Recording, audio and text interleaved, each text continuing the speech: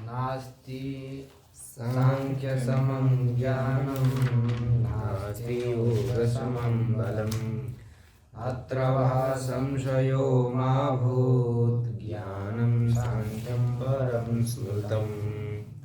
ओम शांति शांति शांति।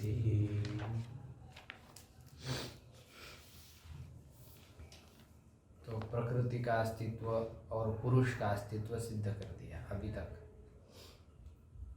पुरुष इस अचेतन वर्ग से भिन्न है, क्योंकि ये संघात है और संघात जो होता है वो अपने से भिन्न किसी चेतन के लिए होता है। और ये अचेतन वर्ग अपने अपने कार्य में प्रवृत्त हो रहा है, तो इसके प्रवृत्ति का भी कारण कोई ना कोई चेतन ही है। संघात परार्थत्वात् त्रिगुणादि विपर्यात्, और त्रिगुणों से विपरीत होने के कारण व्यक्त वर्ग अव्यक्त वर्ग यह त्रिगुणात्मक है और पुरुष अत्रिगुण है, माने तीनों गुणों से भिन्न है। और इस तीनों गुणों से भिन्न होते हुए इन तीनों गुणों का वह भोगता है। तीनों गुण इस पुरुष के क्या है? भोग्य। भोग्य का अर्थ वो उसका प्रकाशन करता है। जिसका भोग किया जाता है उसको भोग्य कहते हैं। भोग्य का भोक्ता होता है, तो पुरुष भोक्ता हो जाता है। इस सांसारिक विषयों का वो सेवन करने वाला होता है। तो भोक्ता भी एक प्रकार का विकार है। तो यहाँ भोक्ता का अर्थ प्रकाशक ऐसा करना है। जैसे हम भोजन आदि कर लेते हैं, उस प्रकार का भोक्तृत्व तो उसमें नहीं। केवल बुद्धिस्थ प्रतिबिंबित जो विषय है उसका वो प्रकाशन करता है, और बुद्धिस्थ विषयों का प्रकाशन ही उसका भोक्ता भावापन्न होना है। वस्तुतः वो भोक्ता भी नहीं है। असंगो ही अयम पुरुषः, यह प्रमाण ही सांख्य लोग दे देते हैं कि पुरुष जो है असंग है, उसका किसी के साथ संबंध नहीं होता है। तो भोक्ता माने प्रकाश भाव को प्राप्त होता है, इसलिए उसका सारा जो भोग्य वर्ग है वह दृश्य हो जाता है, उसका भोग्य हो जाता है। और कैवल्यार्थ प्रवृत्तिश्च, कैवल्य के लिए लोगों की प्रवृत्ति हो जाने से भी पुरुष इस तीनों गुणों से भिन्न ये सिद्ध हो जाता है। क्योंकि तीनों गुणों के जो कार्य है वह सब कैसे अनित्य है, और जो संसार से विरक्त हुआ पुरुष है वह अनित्य फल को नहीं चाहता है, वो नित्य फल को ही चाहता है। कोई ऐसा तत्व है संसार में नित्य, उसी की खोज के लिए वो सब संसार का त्याग कर देता है। तो इस वैरागी लोगों की प्रवृत्ति से भी यह सिद्ध होता है कि पुरुष इस अचेतन वर्ग से भिन्न है। इस प्रकार 17वीं कारिका में पुरुष का अस्तित्व सिद्ध कर दिया। अब इसके बाद वो जो पुरुष आत्मा है वह क्या प्रत्येक शरीर में एक है अथवा अनेक है? वेदांत दर्शन में कई भेद है, उसमें केवल एक तत्व को माना जाता है, किसी में 2 को, किसी को 3 को।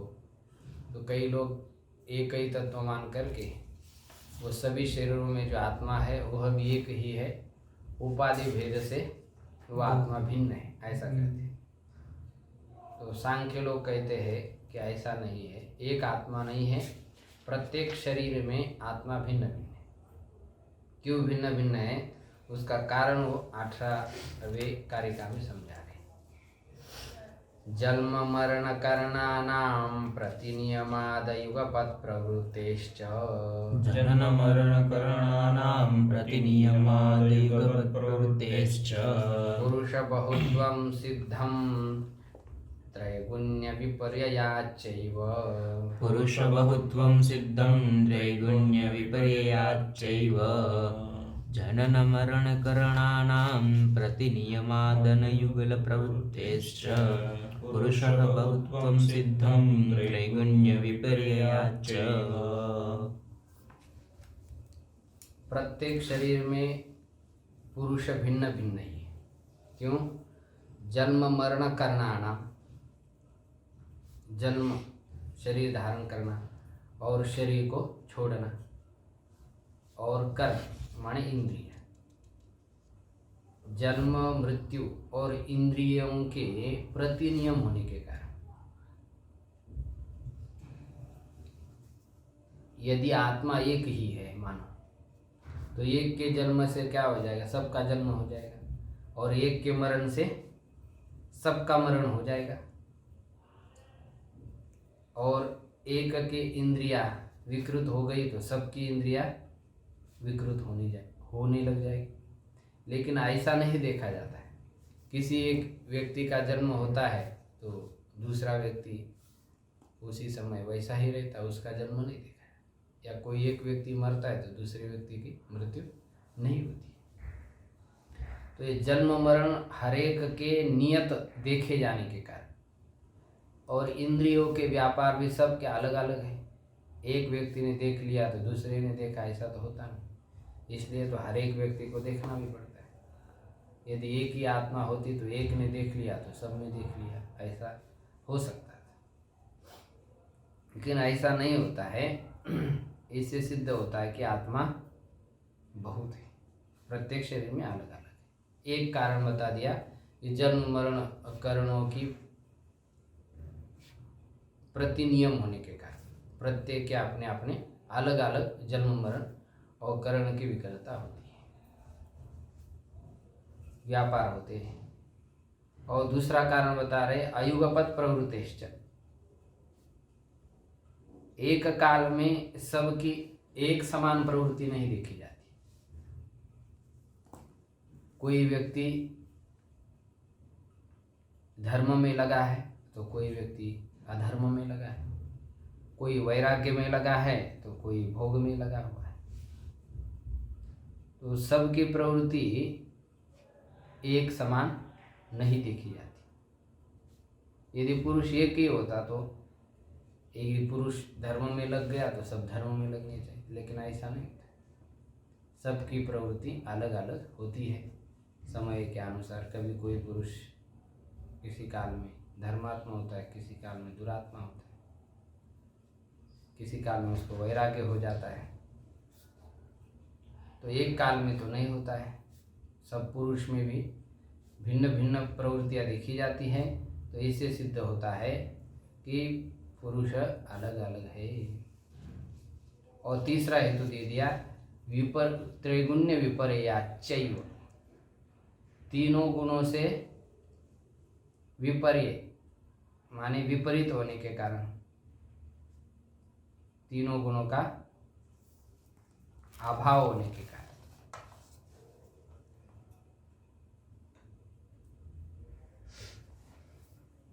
या तीनों गुणों की विपरीतता होने के कारण, जैसे कोई पुरुष पैदा होते सात्विक होता है तो सुखी रह जाता है, कोई राजसी होता है तो दुखी होता है, और कोई तामसी होता है तो मोह से ग्रसित रहता है। तो ये तीनों गुणों की विपरीतता होने के कारण ये सिद्ध होता है कि आत्मा जो है वो प्रत्येक शरीर में भिन्न भिन्न है। तस्मात् पुरुष बहुत्वम सिद्धम, इससे क्या हुआ कि पुरुष बहुत है ये सिद्ध। अब जो लोग आत्मा को एक ही मानते हैं उनका कहना क्या है कि ये सब जो भेद दिखाई देता है, जन्म मरण करण में वैकल्य, और सब ये लोगों की एक साथ प्रवृत्ति नहीं होती है, और तीनों गुणों की असमानता, भिन्न भिन्न रूपता, ये किस कारण से होती? आत्मा के भेद होने से नहीं होती, वह अंतःकरण के भेद होने से होती है। सबके अंतःकरण अलग अलग है और सबके अंतःकरण में काम कर्म वासना, और उस काम कर्म वासना से उपरंजित हुआ अंतःकरण सबका अलग है। इसलिए उस काम कर्म के अनुसार ही उसके जन्म मरण, हानि लाभ, यश अपयश, उनकी धर्म अधर्म में प्रवृत्ति होती है और उसके अनुसार उनमें गुणों का भी विक्षोभ हो जाता है, कभी सत्वगुण, कभी रजोगुण, कोई तमोगुण। तो जैसे उसके संस्कार रहते उसके अनुसार उसके गुण उसके अंतःकरण में ही प्रकट हो जाते। तो मरना और उत्पन्न होना ये आत्मा के कारण नहीं हो रहा है, उसके अंतःकरण के कारण हो रहा है। उस अंतःकरण का ही उस आत्मा के साथ तादात्म्य है। तो अंतःकरण की उत्पत्ति से आपको लगता है कि आत्मा की उत्पत्ति होगी, और अंतःकरण के नाश से ही क्या होता है? आत्मा का नाश, ऐसा प्रतीत होता है। जब भी पुत्र पैदा होता है तब मनुष्य ये नहीं कहता है देह पैदा हो, मनुष्य आ गया, ऐसा उसको कहते हैं। मर गया तो मनुष्य मर गया। आत्मा का ही जन्म मरण ऐसा सामान्य रूप से लोक में कहा जाता है, वैसा लगता भी है। लेकिन यदि सूक्ष्म दृष्टि से विचार करके देखेंगे तो वस्तुतः आत्मा की मृत्यु नहीं होती और जन्म भी नहीं होता है। तो मृत्यु और जन्म किसका होता है? प्राण का संयोग ही जन्म है और प्राण का वियोग ही क्या है? मृत्यु। सूक्ष्म शरीर में स्थित जो प्राण है, उस प्राण का जब तक संयोग है तब तक यह देह चलता है, और उस प्राण का वियोग होते ही यह देह गिर जाता है। तो आत्मा जिलाने में और मारने में कारण नहीं होता है। कारण कौन होता है? सूक्ष्म शरीर, मन, प्राण, ये जितने भी सूक्ष्म शरीर के अंतर्गत जो घटक है वही जन्म और मृत्यु के कारण होते हैं। लेकिन सांख्य लोग को ये बात समझ में नहीं आई या उनको अच्छा नहीं लगा, तो इसलिए उन्होंने कहा कि नहीं, ये अंतःकरण के भेद से नहीं होता है, ये आत्मा का ही भिन्नता होने के कारण ही ये सब लोगों की अलग अलग प्रवृत्ति होती है। कोई जन्मता है, कोई मरता है, कोई अंधा है, कोई अच्छा नेत्रवान है, कोई बहिरा है, कोई अच्छा श्रोत्रवान है। तो आत्मा के भेद के कारण ही ऐसा हो जाता है। और आत्मा का गमनागमन भी नहीं होता है। जो ऊपर लोक में जाता है या कहीं नरक आदि में चला जाता है तो वो आत्मा सर्वत्र व्याप्त है, तो इसलिए उसका गमनागमन नहीं होता। हाँ, आत्मा की अभिव्यक्ति विशेष प्रतीति अंतःकरण में ही होती है।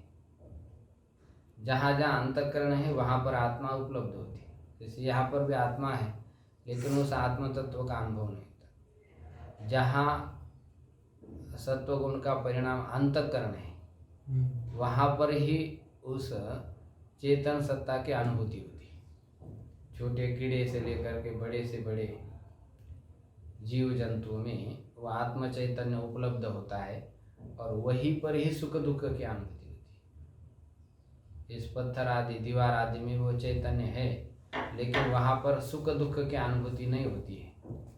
तो उसका कारण क्या है कि उसमें अंतःकरण नहीं। तो जब परलोक में भी कोई मनुष्य चला जाता है, उसकी जन्म मरण जब होते हैं तब उस समय वो अंतःकरण का ही गमन होता है, क्योंकि अंतःकरण तो एक सीमित है, सूक्ष्म शरीर है। तो जब अंतःकरण का गमन होता है तो उसके साथ आत्म चैतन्य रहता ही। जैसे आकाश सर्वत्र है, जब भी घड़ा बनाते हैं तो उसके अंदर क्या होता है? आकाश होता ही है। अब जब हम घड़े को ले जा रहे हैं कहीं, तो उसमें से आकाश खाली होता है क्या? नहीं होता, वो साथ में रहता ही है। तो वो जो घट से युक्त जो आकाश है, तो वो जब तक घट है तब तक उसमें वो रहता ही है। उसको अलग नाम से घटाकाश कहते हैं। और घट फूटने के बाद फिर वो आकाश में मिल जाता है, ऐसा कहते हैं। लेकिन वस्तुतः वो मिलता नहीं, केवल घट फूटने के कारण मिले जैसा क्या होता है, व्यवहार।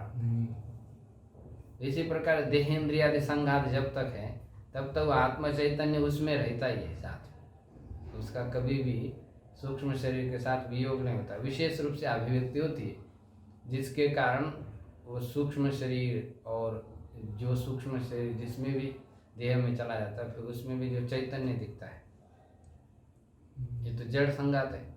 तो उसी के कारण ही वह चैतन्य प्रतीत हो जाता है। तो अंतःकरण के कारण ही जड़ और अजड़ का भेद किया गया। ये जड़ है और ये अजड़ है, ये किसके कारण कहते हैं? अंतःकरण। नहीं तो आत्म चैतन्य सर्वत्र व्याप्त है, ऐसा किन्हीं किन्हीं लोगों का कहना है। और बाकी दर्शनों में कुछ समाधान तो होगा। तो इसी के भेद के कारण ही ये सब भेद माने गए हैं। लेकिन ये जो एक आत्म तत्व मानते हैं उसके मत में, इस सांख्य दर्शन में तो आत्मा कितने माने गए हैं? नाना माने गए। तो वो सब की आत्मा भिन्न होने के कारण ही ये सब के व्यवहार अलग अलग हो रहे हैं। इसी व्यवहार से सिद्ध हो गया कि आत्म तत्व बहुत है।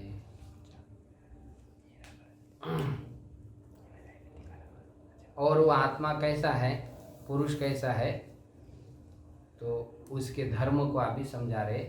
जिस धर्म को जानने के बाद वास्तविक आत्मा का स्वरूप समझ में आ जाता है। तस्माच्च विपर्यासात् सिद्धं साक्षित्वमस्य पुरुषस्य। तस्माच्च विपर्यासात् सिद्धं साक्षित्वमस्य पुरुषस्य। कैवल्यं माध्यस्थं द्रष्टृत्वम कर्तृभावश्च। केवल्यं माध्यस्थं द्रष्टृत्वम कर्तृभावश्च। तस्मात् विपर्यासात् सिद्धं साक्षित्वमस्य पुरुषस्य। कैवल्यं माध्यस्थं द्रष्टृत्वम कर्तृत्वभावश्च। तस्माच्च, यह पुरुष 11वीं कारिका में जो बताया था, त्रिगुणम अविवेकी, सामान्य चेतन, धर प्रसव धर्म, तो इन्हीं सभी धर्मों से विलक्षण। तस्माच्च विपर्यासात् सिद्धम, विपर्यास माने विपरीत होने के कारण ये सिद्ध हुआ, ये निष्पन्न हुआ। क्या सिद्ध हुआ? आस्य पुरुषस्य साक्षित्व, इस पुरुष का साक्षित्व सिद्ध हो गया। ये सभी सत्व रज तम आदियों की क्रिया होते हुए यह साक्षी होता है। साक्षात दृष्टि संजाया, पाणिनि महर्षि का सूत्र है। तो उससे साक्षिण शब्द बनता है, यानी देखने वाला है। ये केवल दृष्टा है, और बाकी सत्व रजस्तम के द्वारा उत्पन्न जो कार्य वर्ग है, ये सब उसका क्या है? दृश्य है। तो ये पुरुष साक्षी है, ये सिद्ध हो गया, क्योंकि इन प्रकृति वर्ग के सभी धर्म से वह परे है। और कैसा है? कैवल्यम, वो कैवल्य है माने आत्यंतिक, तीनों गुणों से भिन्न है। केवल का अर्थ होता है अन्य, केवल भाव कैवल्यम अन्यत्व, तीनों गुणों से परे। और कैसा? माध्यस्थम, वो मध्यस्थ है माने तटस्थ है पुरुष। जैसे गांव में किसान अपने अपने कार्य में प्रवृत्त होते हैं, कोई झगड़ा करता है, कोई अच्छे बात करता है, तो भी उस समय वो ना किसी अच्छे बात करने वाले से प्यार से रहता है, ना बुरा कोई कहने वाले से उससे द्वेष करता है, तो तटस्थ रहता है। तो परिव्राजक के समान ये पुरुष भी क्या है? तटस्थ।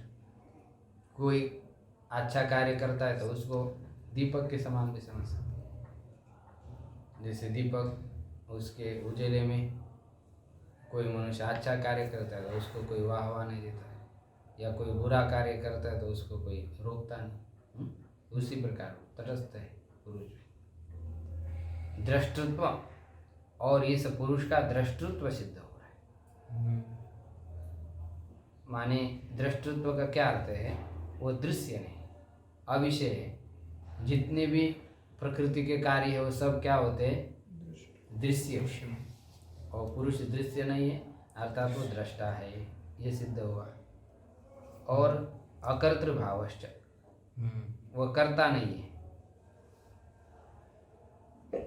जो कर्तृत्व दिखता है वो गुणों में ही है। वो प्रकृति के कार्य में स्थित होते हुए भी वह पुष्कर पलाश की तरह, कमल के पत्र की तरह निर्लिप्त ही है। वो अकर्तृ है, माने उसमें कर्तृत्व नहीं है, ये सिद्ध हो गया। तो पुरुष अकर्ता है, और एक तरफ ये सब पुरुष कार्य करते हुए भी तो दिखाई देते हैं। कोई निश्चय करता है कि मैं अभी धर्म करूँगा, कोई कहता है मैं अधर्म नहीं करूँगा, तो इसका कर्ता कौन है? फिर पुरुष अकर्ता है, और फिर ये सब व्यवहार हो रहे हैं, इसको कौन कर रहा है? अभी मैं उधर जाऊँगा, ये कार्य करूँगा, उसको अच्छा रिस्पॉन्स दूंगा, कुछ उसके साथ खराब व्यवहार करूँगा, ये सब करने वाला कौन है? पुरुष को तो आप अकर्ता कहते हैं, तो ये सब कार्य करने वाला कौन है? यदि कार्य करने वाला पुरुष है तब तो फिर पुरुष अकर्ता कहना क्या हो जाए? विरोध हो जाएगा, अपने वचन से विरोध हो जाएगा। तो उसके लिए अभी आगे समझा रहे हैं, तस्मात् तत्संयोगाद् अचेतनं चेतनावदीव लिंगम्। तस्मात् तत्संयोगाद् अचेतनं चेतनावदीव लिंगम्। गुणकर्तृत्वेऽपि तथा कर्तेव भवत्युदासीनः। गुणकर्तृत्वेऽपि तथा तथैव भवत्युदासीनः। तस्मात् तत्संयोगाद् अचेतनं चेतनावदीव गुणकर्तृत्वे च तथा कर्तेव भवत्युदासीनः। तस्मात्, इसलिए, तत्संयोगात्, जो कर्तृत्व दिखाई देता है वह प्रकृति के कार्यों में ही है। तो जड़ में कैसा कर्तृत्व होगा? कर्तृत्व तो चेतन में होगा, करने वाला को कर्ता कहते हैं, करोति इति कर्ता। तो करने रूप जो भाव है वो अचेतन वर्ग में नहीं हो सकता है। लेकिन स्वयं अचेतन वर्ग में नहीं होने पर भी किसी चेतन के संबंध से उसमें आ सकता है। तो कह रहे तस्मात् तत्संयोगात्, उस पुरुष के संयोग के कारण अचेतनम चेतनावधि व लिंगम, जो अचेतन कार्य वर्ग है वह चेतनावध हो जाता है। ये लिंगम का अर्थ व्यक्त कार्य है, जड़ कार्य है, वह सब चेतनावधीव, ईव शब्द दे करके संकेत कर रहे कि वस्तुतः वो चेतन है नहीं, किंतु चेतन के संयोग से वो क्या हो गया? चेतन समान जैसा हो गया, वस्तुतः चेतन नहीं। तो फिर ये जो कर्तृत्व है, मैं धर्म करूँगा, अधर्म नहीं करूँगा, किसी को मारूँगा, ये खाऊँगा पीऊँगा, ये किस में आता है? तो उसका उत्तर दे रहे गुण कर्तृत्व च, गुणों का ही कर्तृत्व है। गुण ही जाने वाले हैं, गुण ही बैठने वाले हैं, गुण ही देखने वाले, सब कुछ करने वाला कौन है? गुण ही। तो गुणों का कर्ता होने पर भी कर्तृत्वेऽपि तथा कर्तैव भवति उदासीन, तो कर्ता जैसा होता है लेकिन वस्तुतः वो क्या होता है? उदासीन ही होता है। माने उसमें कर्तृत्व नहीं रहता है, वह असंग ही रहता है पुरुष। कर्तृत्व वस्तुतः किसमें? गुणों में ही है। जैसे आप देखेंगे कि कोई पुरुष कहता है मैं अभी गाँव को जाऊँगा, अब जिसको जाएगा वह गाँव ही क्या है? प्रकृति का ही कार्य है, और जो जाने वाला है वो भी क्या है? प्रकृति का कार्य, शरीर ही तो है। तो ये जो जाने की क्रिया और जिसको जा रहा है वो कर्म, ये सब क्या है? प्रकृति का ही तो कार्य है। तो गुण ही वस्तुता करता है। गुण कर्ता होने पर भी लगता है पुरुष करता है। तो पुरुष कर्ता कैसा लगता है? जैसे बहुत सारी चोरों की टोली जा रही है और उसमें कोई चोर है नहीं, सज्जन पुरुष कोई चोर है नहीं का, तो उसके साथ में पकड़े जाने से उसको भी क्या कहते हैं कि ये चोर है। तो वस्तुतः कर्तृत्व इन गुणों के कार्यों में ही है, लेकिन उसके साथ इसका संयोग हो जाने से, संयोग भी जैसा घट के साथ रस्सी का होता है संयोग संबंध, ऐसा पुरुष का प्रकृति वर्ग के साथ संबंध संयोग नहीं है। उसका जो संयोग है वह योग्यता रूप संयोग है। दृश्य प्रकृति के कार्य में जड़त्व है, विषयत्व है और भोग्यत्व है, और दृष्टा पुरुष में क्या है? चेतनत्व है और भोक्तृत्व है। इसको कहते हैं योग्यता रूप संबंध। दृश्य वर्ग सामने आने से पुरुष में दृष्टत्व आ जाता है, चेतनता धर्म उसमें आ जाता है। भोक्तृत्व, दृष्टत्व, चेतनत्व, ये सब धर्म दृश्य के सापेक्ष होते हैं। वस्तुतः ये धर्म उस पुरुष आत्मा में है ही नहीं। जैसे जब तक शादी नहीं होती तब तक क्या है? पुरुष ही रहता है, लड़का है कहते हैं। और जब शादी हो जाती है तो क्या हो जाता है? तो उसको कहते अभी पति हो गया। तो जब पत्नी आ जाती तभी उसमें पतित्व धर्म आ जाता है, और जब पत्नी नहीं है तो पतित्व धर्म भी उसमें नहीं रहता। तो अब पति है, कुछ दिन के बाद पुत्र हो गया तो भी पुत्र के सापेक्ष उसमें जनकत्व धर्म आ जाता है, पितृत्व धर्म भी आ जाता है। तो ये सापेक्ष धर्म उसमें आ जाता है। तो ऐसे पुरुष में दृष्टत्व, कर्तृत्व, भोक्तृत्व, यह इस दृश्य वर्ग के कारण ही उसमें आ जाता है। वस्तुतः वह भी उसमें नहीं है वास्तविक दृष्टि से। तो योग्यता रूप यह संबंध एक विलक्षण है, वो केवल बुद्धिस्त ही यह संबंध है, कोई दिखने वाला संबंध नहीं। जैसा रस्सी और घट का दिखता है, ऐसा उस पुरुष का और इस प्रकृति के कार्य वर्ग का जो संयोग है वो दिखता नहीं, केवल योग्यता मात्र है, सन्निधि। तो उसी से उसमें कर्तृत्व आ जाता है, और उस कर्तृत्व का आरोप किस में होता है? पुरुष में। तो गुण कर्तृत्वे पि तथा कर्ती व भवति उदासीन, तो कर्ता के समान वो उदासीन ही होता है वस्तुतः। तो जो कर्तृत्व है वह किसमें है? गुणों में, वास्तविक दृष्टि से। लेकिन जब दोनों का वस्तुतः स्वरूप समझ नहीं आता है तब पुरुष ही करता है ऐसा लगता है। तो फिर पुरुष का कार्य क्या है? पुरुष का कार्य कोई है ही नहीं। पुरुष तो अनुभव कहा ना, पुरुष का कोई कार्य है ना पुरुष किसका कार्य है। पुरुष को की आवश्यकता केवल चेतन तत्व के लिए, चेतना के लिए नहीं। पुरुष तत्व की पुरुष तत्व के लिए किसी की आवश्यकता नहीं। चेतन पुरुष तत्व की आवश्यकता किस लिए?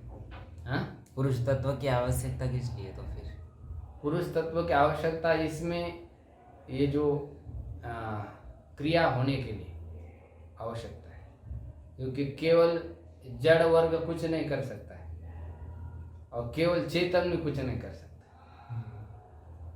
ये जो अब सब संसार में सब कार्य चल रहा है, सुखी दुखी होना, ये केवल जड़ में भी नहीं होता, केवल चेतन में भी, तो दोनों के संबंध में होता है। वे दोनों का संबंध ही हुआ किस लिए, यही अब संशय आएगा।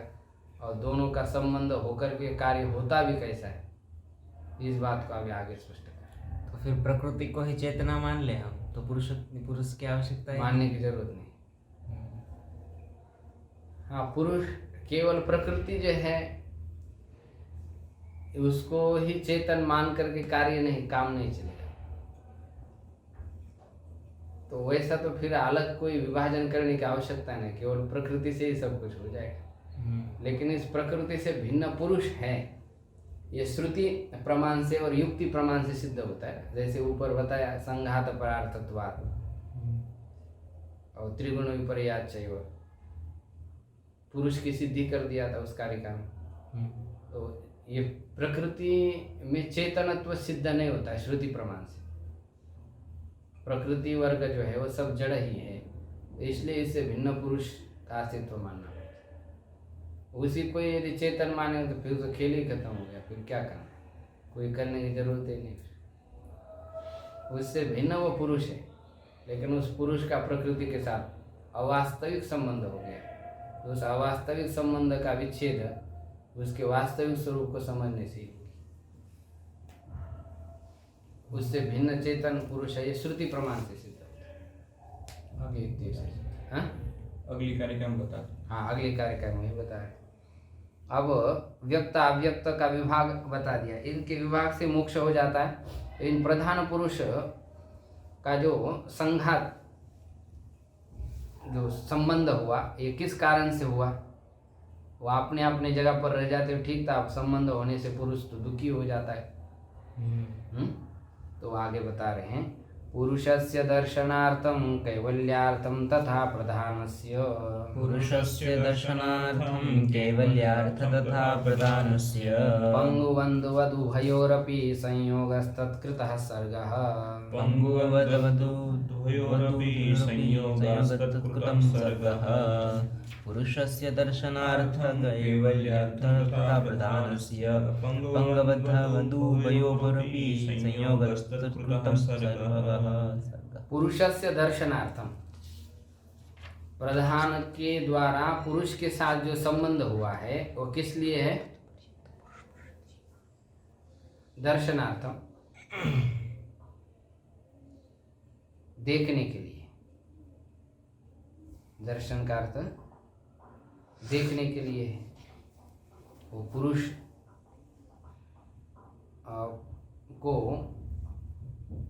पुरुष प्रधान को देखता है। दर्शन के लिए माने ज्ञान के लिए प्रवृत्ति हुई। प्रधान का पुरुष के साथ संबंध किस लिए? ज्ञान के लिए। और कैवल्यार्थम तथा प्रधानस्य,